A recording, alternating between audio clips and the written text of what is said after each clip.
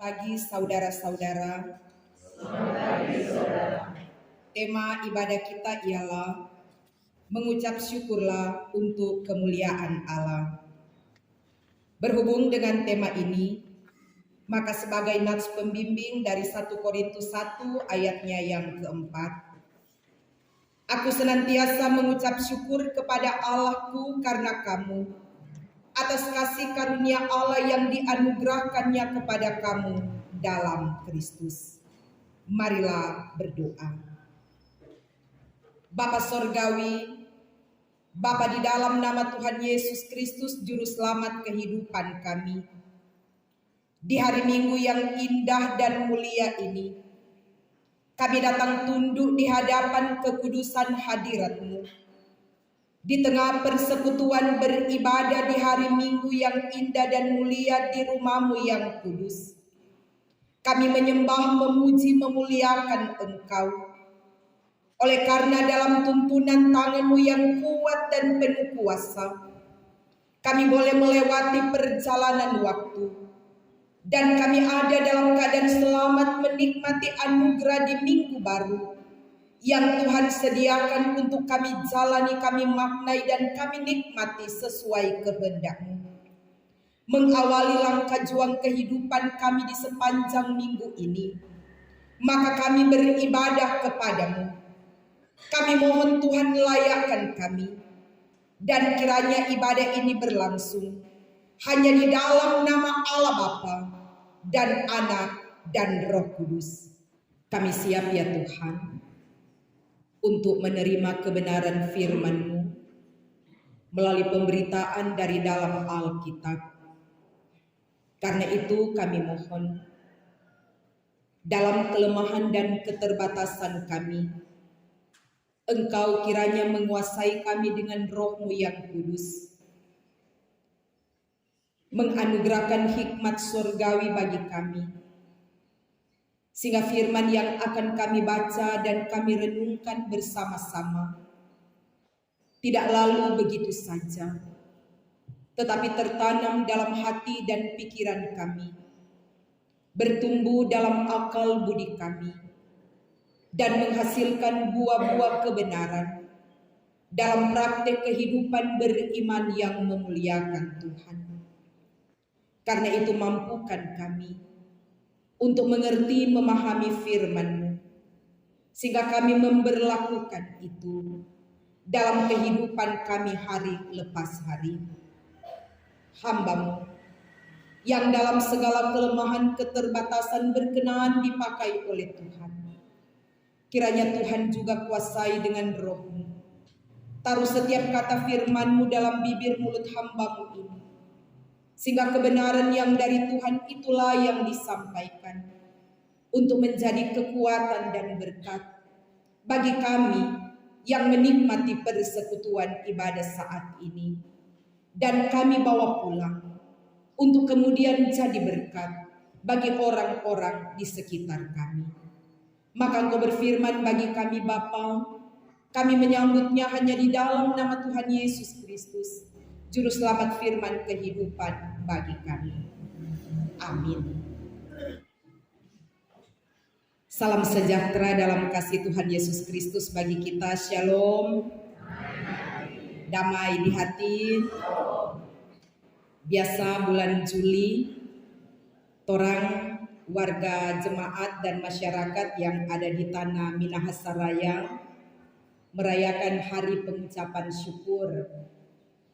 Orang Tareran bilang Thanksgiving Day.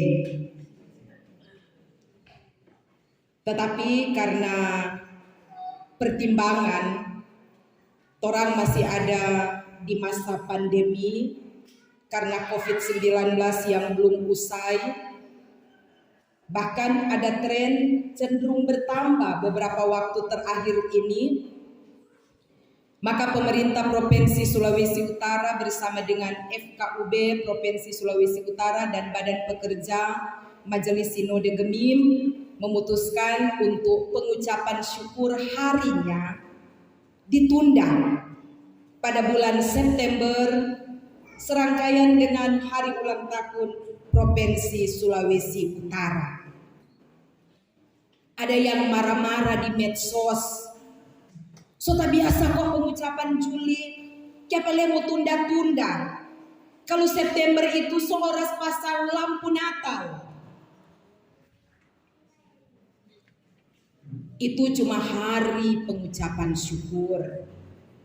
Karena bagi kita orang yang beriman kepada Tuhan, setiap saat adalah waktu kita bersyukur kepada Tuhan.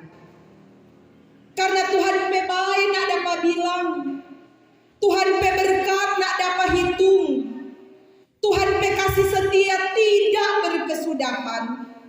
Semuanya mengalir seperti sungai yang tidak pernah menjadi kering, sekalipun di musim kemarau. Ketika memasuki masa pandemi, banyak orang berkeluh kesah karena aktivitas yang terbatas, pekerjaan yang tidak bisa dilakukan secara maksimal, yang semuanya berimbas pada perekonomian keluarga. Ada banyak usaha yang gulung tikar, sehingga orang bilang paling sedap kotek tu ASN Kang. Dorang biar kerja dari rumah tu gaji tetap. Siapa bilang anak-anak pepa ASN biasa bulan-bulan begini orang jadi dapat akan bulan 13 dengan THR diremunerasi. Mari ini Presiden melalui Menteri Keuangan dan Menpan RB bilang nak usajo dialihkan kepada para mahasiswa yang terdampak karena COVID-19. Sebab bekerja di lembaga pendidikan. Anak-anak Bapak bilang begini, relakan Jo, kita hitung-hitung, aduh 8 juta, ya ada 1 tahun, so 2 tahun, semua 3 tahun deng ini. Jadi semua terdampak. Tetapi, orang yang ada di rumah gereja hari ini, ketika kita menoleh pada perjalanan kehidupan yang sudah kita lewati, adakah kita pernah merasakan kekurangan sesuatu yang baik? Ketika kita hidup dalam persekutuan dengan Tuhan. Tidak pernah kan? Yang meninggal karena terpapar COVID-19 banyak. Mungkin ada di antara mereka keluarga kita, kerabat kita, sahabat kita. Tetapi saya belum pernah mendengar di wilayah Rembokan ini, di Kabupaten Minahasa ini, ada orang yang mati karena lapar di masa pandemi. Soalnya tidak ada yang memakan. Sebab pemerintah memberikan begitu banyak bantuan dalam rangka mengatasi persoalan-persoalan yang dihadapi oleh masyarakat, termasuk di dalamnya jemaat karena pandemi COVID-19. Sehingga adakah alasan bagi kita untuk tidak bersyukur kepada Tuhan? Apakah kita masih harus bersungut-sungut cuma karena itu pengucapan kata tunda? Kita bilang so lebih bagus rekam pengucapan tatunda supaya orang tua yang punya anak usia sekolah fokus pada kebutuhan anak-anak. Sebab bukan tidak mungkin sebelum pandemi orang masuk sekolah karena tahun ajaran baru mau pengucapan, ada orang tua bilang begini, nak satu dulu nih tuh seragam dari mama mau bikin dodol, ntar nak mau cukup. Lebih fatal lagi kalau mama dan papa bilang begini, ukur-ukur dulu nih tuh mau beli buku, jam mama so nak mau beli baju baru, apalagi tuh skincare semua habis. Mengucap syukur bagi orang yang percaya kepada Tuhan adalah setiap saat dalam segala situasi, kondisi, keadaan apapun yang dialami, sambil mengekspresikan iman kepada Tuhan, sehingga tidak cukup bilang makasih banyak Tuhan, tetapi ditindaklanjuti menyatakan komitmen iman yang sungguh kepada Tuhan. Sehingga baik ketika berhasil tidak melupakan Tuhan, ketika terpuruk dalam pergumulan tidak mempersalahkan Tuhan, tidak menduakan Tuhan, tidak jauh dari persekutuan dengan Tuhan, tidak mencari ilah-ilah lain, kekuatan di luar kuasa Tuhan. Sebab bukan cuma orang-orang zaman orang peleluhur kan yang percaya animisme dan dinamisme. Batu-batu besar, pom besar, kuala besar, topo ini, topo itu, cuma kata bawa neraka dan lain sebagainya. Ada ancaman ilah lain yang menduakan Tuhan di era postmodern sekarang ini. Ketika orang mendewakan ilmu pengetahuan dan teknologi. Ketika cara hidup manusia modern cenderung individualistis, konsumerisme, yang membawa pada mamonisme, mendewakan harta benda, mendewakan kekayaan. Time is money, my heart is my king. Orang Rumah bilang, sehingga merasa rugi. Kalau ada waktu-waktu yang disiapkan untuk beribadah misalnya, apalagi datang di ibadah sama dengan memberikan persembahan, mulai babak bereke. Kalau orang ampa orang di rumah kan kali 5.000, kong 2 kali leto di kolom, kong ada ekstra le dan lain sebagainya. Saya cedera di kolom. Mardision sendangan ada bagi tukang.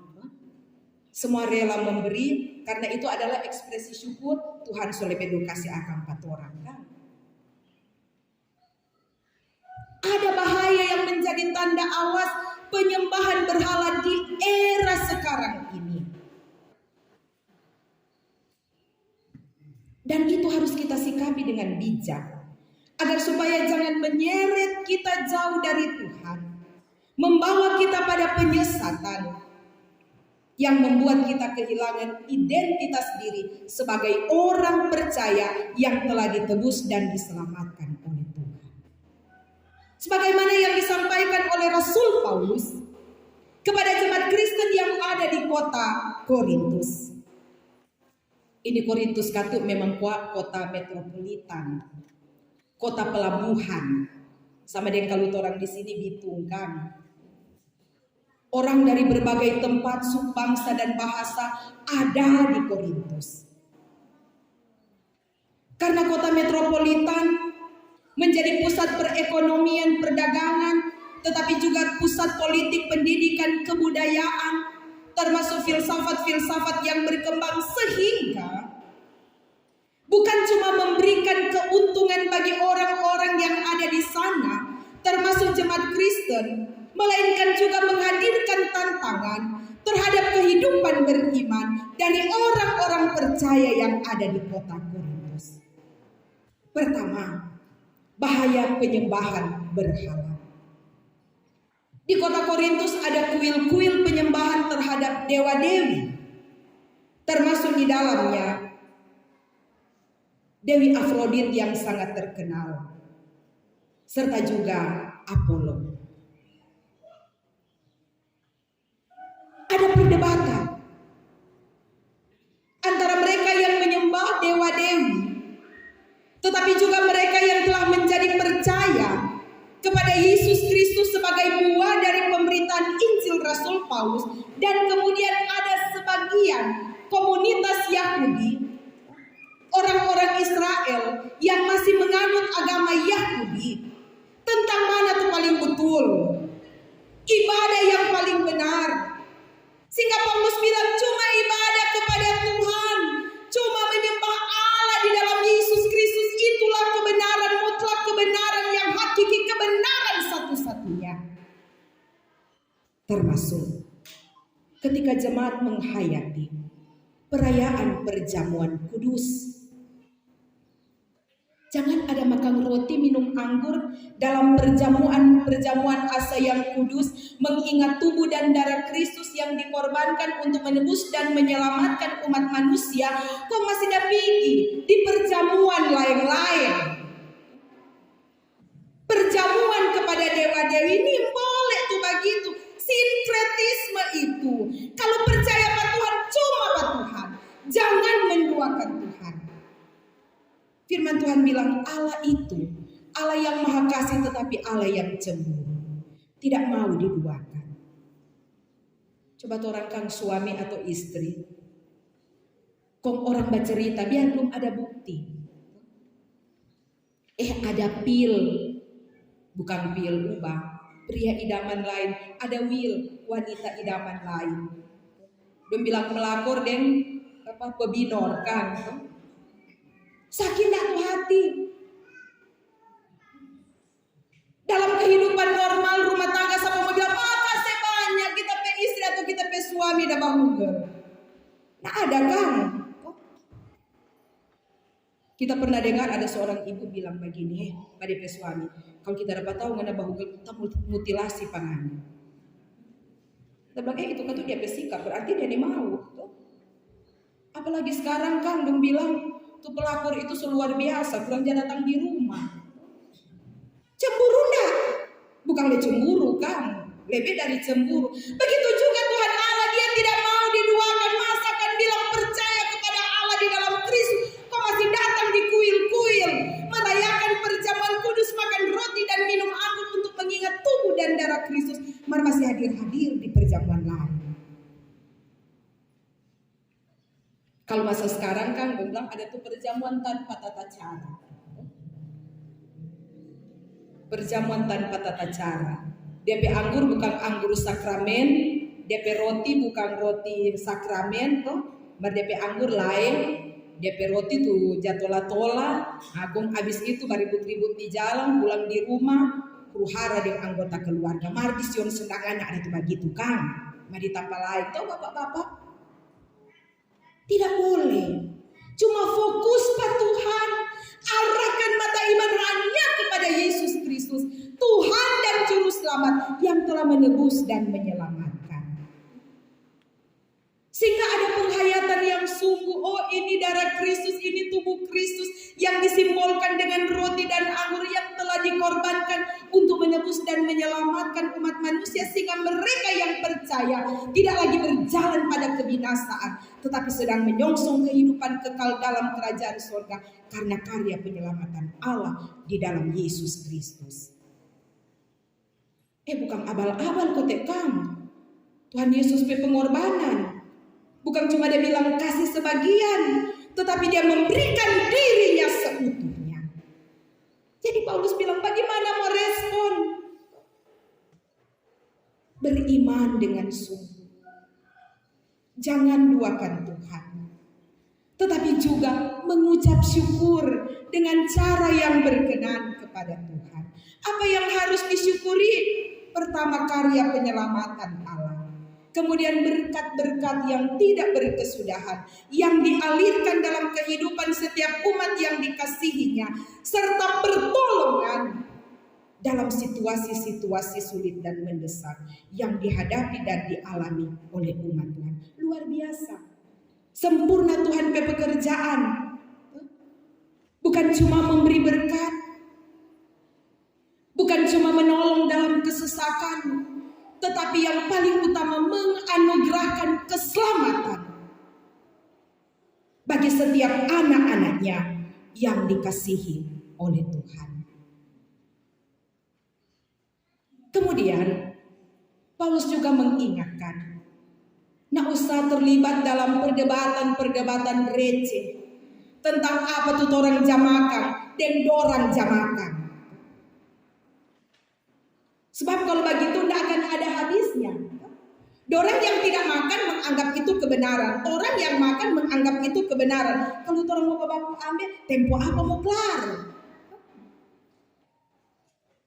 Yang paling penting tuh orang jamakan bukan jabawa apa berhala, bukan diperuntukkan sebagai persembahan kepada berhala-berhala.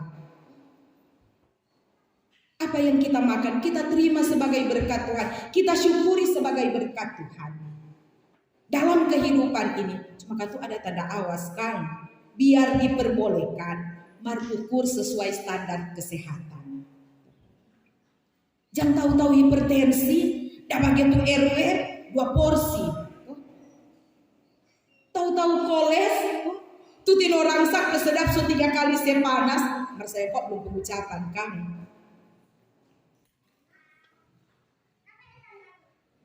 Segala sesuatu yang dinikmati sebagai berkat Tuhan, diterima dengan penuh ucapan syukur kepada Tuhan, sehingga tidak perlu diperdebatkan. Sama dengan ada orang bilang supaya orang nak babaku marah di soal iman, di soal kepercayaan. Agamamu adalah agamamu, agamaku adalah agamaku. Orang hormati orang lain, tetapi juga orang berpegang teguh pada kebenaran yang kita percayai. Jangan terkontaminasi sama yang Paulus bilang. Karena ada yang berpegang pada hukum Taurat, orang-orang Yahudi. Ada yang menyembah dewa-dewi, orang-orang Yunani dan Romawi yang disebut kafir. Tetapi ada komunitas orang percaya yang menerima Kristus sebagai Tuhan dan Juru Selamat di tengah kemajemukan masyarakat yang hidup di kota Korintus pada waktu itu. Kemudian Paulus bilang, kong kalau ja bersyukur, ja ingat akan tuh orang lain.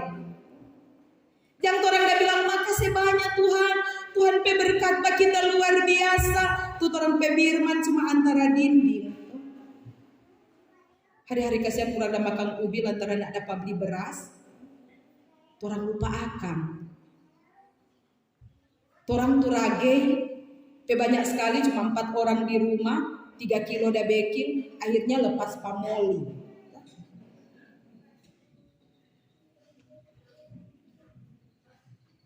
Jangan mementingkan diri sendiri. Orang Kristen diajar hidup dalam kasih, sebagaimana kasih yang telah diteladankan oleh Yesus Kristus.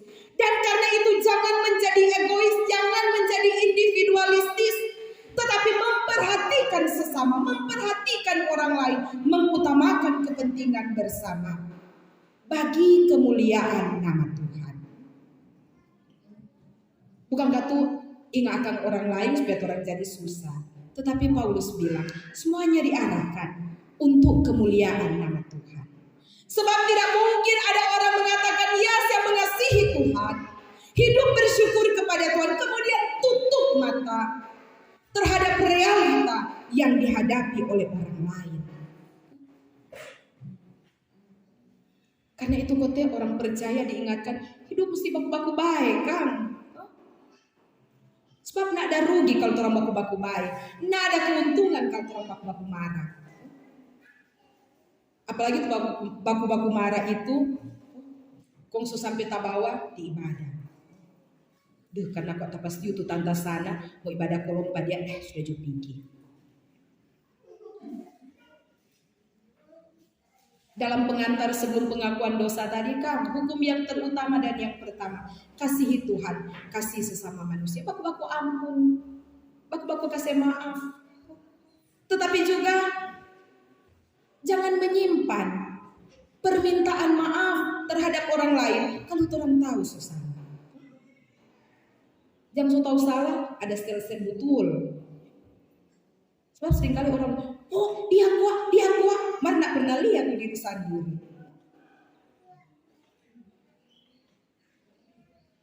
Hidup sebagai orang Kristen adalah hidup yang memprioritaskan Tuhan, menjadikan Tuhan sebagai satu-satunya juru selamat dalam kehidupan ini. Beribadah secara benar kepada Tuhan, mengucap syukur kepada Tuhan, berpegang teguh pada kebenaran firman yang diterima dan diimani. Tetapi juga hidup dalam kasih bersama dengan orang lain. Sehingga dari dalamnya akan nyata, apa tuh orang bilang selalu, shalom. Sebenarnya shalom bukan sekedar damai di hati. Karena shalom ini pengertiannya luas. damai sejahtera, kemakmuran, kesehatan, keamanan, kedamaian. Jadi kalau masih ada baku marah tuh mamski dan papski, sebenarnya belum shalom gitu kan. Kalau masih ada baku marah tuh kakak ade, ada tuh kakak ade baku marah. Kok baku bilang begini, pokoknya kalau kita mati, Ngana nih boleh datang. Kalau so mati, mau tahu dia mau datang atau nyanda.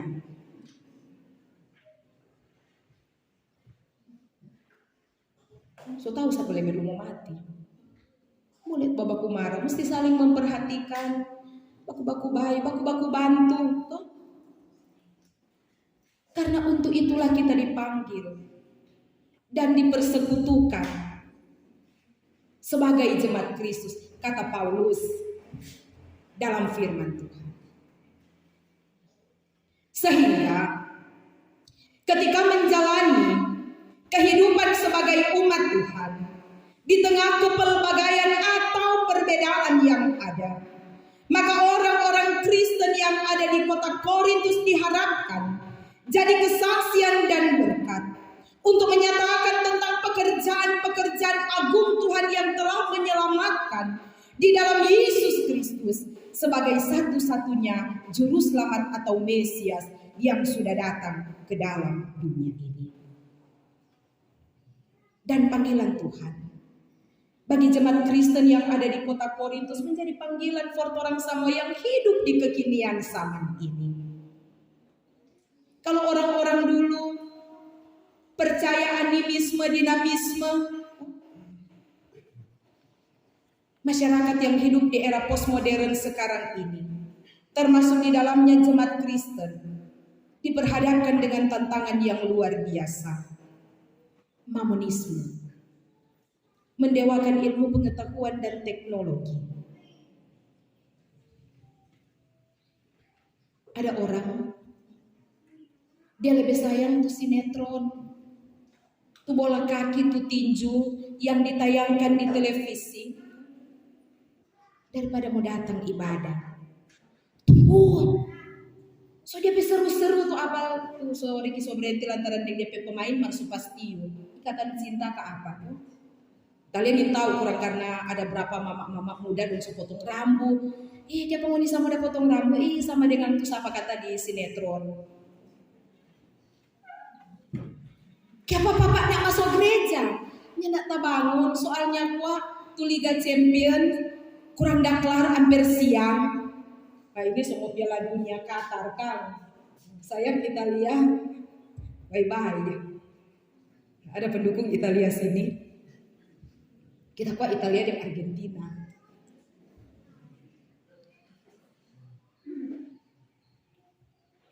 Ada datang di ibadah macam apa tuh pembacaan tadi? Setahun kita kok dapat balas tuh dong komen. Kita bilang ke anak-anak, muni rekene, tuh HP tak lepas tadiki, langsung mak, telepon akang kuat, so tak lepas di mana? Mama tak lama pulang dari pelayanan, mau nak mau telepon mak, kenapa so lama? Cuma satu tuh kunjungan. Hati-hati, apalagi tuh anak-anak muda kan? Jangan orang perhatian, orang fokus tersita karena gadget, karena gawai. Hati-hati. Orang mesti fokus pada apa yang menjadi tugas dan tanggung jawab. Dan penggunaannya juga harus waspada. Orang tua awasi. Jangan cuma karena mau cari gampang kan, supaya mama dan papa enjoy bekerja, anak-anak mau ganggu-ganggu. Kenapa mama so isi kuota banyak-banyak. Kemudian orang sudah perhatikan konten yang diikuti oleh anak-anak kita. Dong so jago orang pakai mode terbatas, dong sebatal tuh mode terbatas. Pengawasan orang tua dong boleh sebatalkan itu. Jadi hati-hati, pengawasan harus tetap dilakukan agar supaya itu tidak menjadi berhala baru dalam kehidupan generasi gereja di masa yang akan datang. Coba bayangkan, kalau ini gadget, kongso jadi agama kedua dari terapi anak-anak 5 atau 10 tahun datang. Sama dengan kalau di Amerika Latin kata orang bilang Kristen dompe agama pertama, bola kaki dompe agama kedua. Baru bukan tidak mungkin nanti semua tak putar kan. Hati-hati. Firman Tuhan so bilang jauhi penyembahan berhala. Hayati dengan sungguh iman kepada Kristus yang telah memberikan tubuh dan darahnya. Menjadi tebusan bagi orang semua sehingga orang selamat. Sama dengan anak-anak sekolah minggu pelagu kan. Orang di sorga nanti pakai baju putih. Bukan pergi neraka. Coba bayangkan kalau di hadapan 4 orang ada neraka dengan perapian yang menyala-nyala dan di situ alamat akhir kita. Apa artinya orang kehidupan? Dan senantiasa bersyukur. Jangan lupakan Tuhan. Bahkan ketika kita ada di puncak kehidupan, jangan katakan ini karena kita hebat. Orang gak ada apa-apa sebenarnya tanpa pengasihan Tuhan, cuma dibutanya. Kalau Tuhan bilang kelar. Jadi jangan sampai lupakan Tuhan. Apalagi kemudian mulai mengagungkan diri tuh. Kita kok hebat. Itu sana nak jadi kalau bukan kita. Itu pembangunan di Jemaat Sion Senangan nak jadi kalau bukan kita. Semua karena Tuhan. Dipersembahkan kepada Tuhan melalui ungkapan syukur yang berkenan kepada Tuhan. Sehingga kita memuliakan Tuhan. Dalam totalitas kehidupan kita. Mengucap syukur senantiasa. Keadaan apapun yang kita alami, kita hadapi dan kita rasakan. Karena itulah yang dikehendaki Tuhan bagi kita. Tuhan menolong, memberkati kita. Terpuji nama Tuhan. Amin. Mari berdoa. Pujian syukur sembah dan hormat kami bawa di hadapan hadirat-Mu yang kudus ya Bapa Sorgawi. Oleh karena dalam perkenanan-Mu kami menikmati persekutuan beribadah di rumah-Mu yang kudus di hari Minggu yang indah dan mulia ini. Ketika kami boleh menyanyi bersama, berdoa bersama, kami telah belajar dari firman-Mu. Kiranya firman-Mu akan memenuhi bejana kehidupan rohani kami sehingga membekali kami. Manakala selesai beribadah dari rumah-Mu yang kudus ini, kami akan kembali ke tengah kehidupan kami. Bergelut dengan berbagai tugas tanggung jawab aktivitas menurut panggilan Tuhan di tengah kehidupan kami masing-masing. Karena itu kami mohon ya Tuhan, awali-kawali jejak langkah hidup kami. Pimpin pelihara berkati kami dalam tangan kasih sayang-Mu. Tambah-tambahkan hikmat kasih karunia yang berasal daripada-Mu. Anugerahkan kesehatan, kekuatan, kemampuan bagi kami. Tolonglah kami dalam setiap usaha pekerjaan kami. Berkati sumber nafkah kehidupan kami.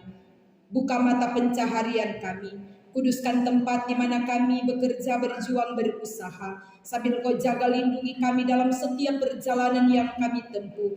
Ketika kami beraktivitas, biar kiranya sehat, kuat, selamat, sejahtera Tuhan menjadi bagian kehidupan kami. Engkau buka tingkap langit-Mu, curahkan rahmat-Mu, alirkan berkat-Mu dalam kehidupan kami masing-masing.